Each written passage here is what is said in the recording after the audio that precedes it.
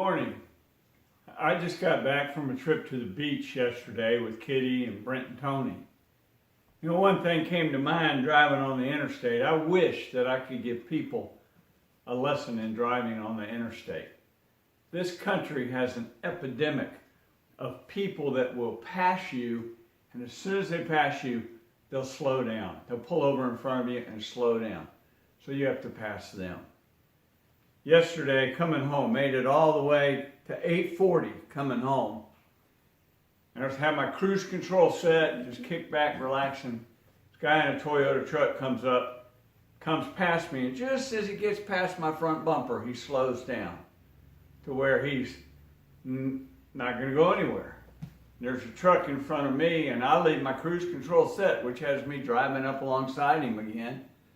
Eventually, I had to hit my brake and go in behind him, which when I did it, I came pretty tight going over behind him.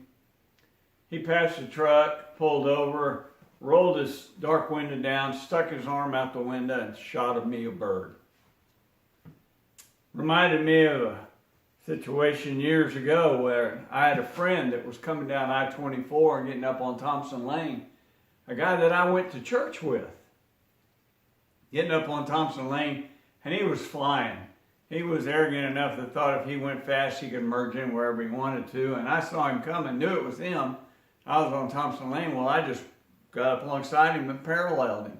Where he couldn't go faster, I'd speed up. He'd slow down, I'd slow down. All of a sudden, his hand went up, just shaking that finger in the window at me. I just kept looking. He looked over, realized who it was. I just smiled and waved, you know. But this was a brother. One day I was coming home from work at Christie Cookie, and I was on Interstate 40 and had gotten off, and this old couple in the car next to me came up alongside me, and this guy was just giving me the business and sticking his hand up and shaking that finger. I don't know what I did in that situation.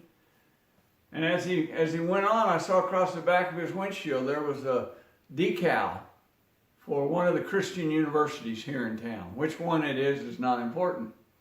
But I kind of followed him a little while, and when I got an opportunity, I pulled up alongside him at a light. I rolled my window down on that side of the car, and he looked over at me with a grumpy face, kind of rolled his window about halfway down, and I said, "Hey, do you teach at this university? I got some friends that went there. It's a great university." And I saw his wife start in on him.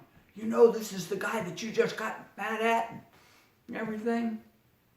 I heard a TV evangelist one time say that, please don't put the sign of a fish or a honk if you love Jesus bumper sticker or follow me to church or the emblem of the cross. Don't put that on your car if you're going to drive like you belong to the world. I remember my father used to tell me all the time, be careful how you act in public because somebody is always watching.